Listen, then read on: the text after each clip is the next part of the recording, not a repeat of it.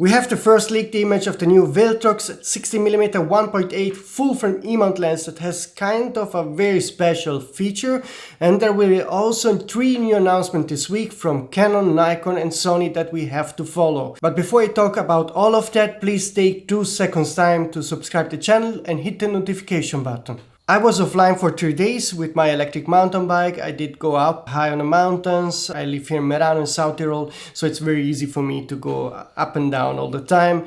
And it was also an occasion for me to test the Insta360 camera that uses 2 1-inch Sony sensor on each side, and I don't know if maybe I'm doing something wrong, but the image quality is really not satisfying, as you can see from those short clips.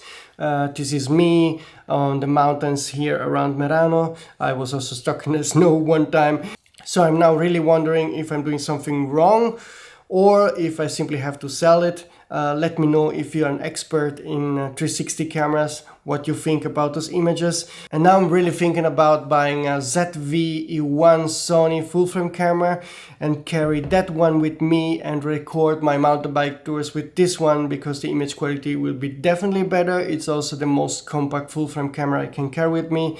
And maybe I hope one day Sony will do a sort of 360 camera using 2 full-frame sensors. It's just pity for me as a photographer to be high on a mountain, have a beautiful scenery, and then go home and see that the image quality of those recordings aren't good enough for me. Probably I'm biased because I'm a photographer, so I want to have the best possible image quality. So let me know in the comment system what you think about what I should do from now on. I will do probably a separate video where I will dig into the pros and cons of that camera, and also about the pros and cons of going to use full-frame cameras for my mountain bike tours.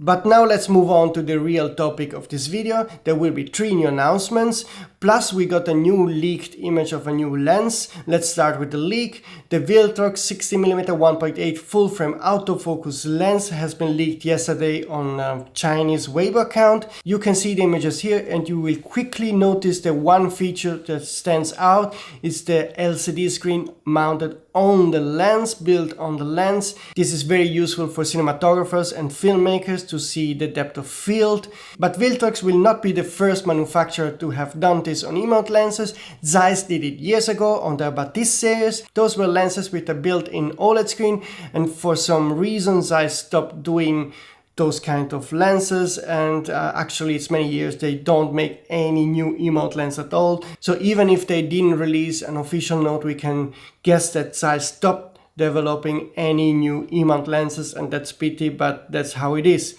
And now let's move on to the 3 new announcements we'll get this week. On May the 10th, Nikon will announce a new Z8 camera. It's basically a mini Z9, and the price is rumored to be around $100–200 more than the Sony a7R5. It will be interesting to see how the Z8 compares in terms of specs and pricing with the a7R5, and even in some measure with the A1. On May the 11th, Canon will announce a new vlogger camera, the PowerShot V10. It will be priced at $430. There are no rumored specs, but it's likely that it will use a 1-inch sensor, maybe even made by Sony. And as you know, by end of May, Sony will have an announcement for the new ZV-1 successor. That's the 1-inch compact vlogger camera. I don't have any specs now, but that camera is coming for sure within the next 2–3 weeks. But the most important announcement will happen on May the 11th, when Sony will announce a new Xperia 1.5 smartphone.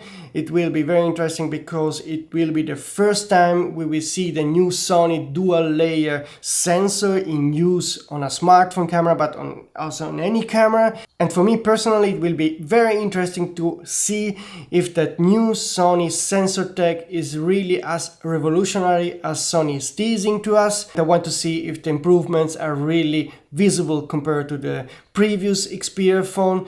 And also there is a big question if that new sensor tech can be upscaled to future APS-C full-frame and medium format Sony sensors. So on May 11, please stay tuned on sonyafarumos.com. I will also make a new YouTube video to dig specifically into that new dual layer sensor tech and try to understand how a full-frame dual layer sensor Sony could work, and if it really will give us one-stop advantage like it's rumored to give on a smartphone scale. This is it for today. As soon as I have more info about the upcoming Sony camera lenses, I will post a new video, so please again subscribe to not miss them, and I see you soon.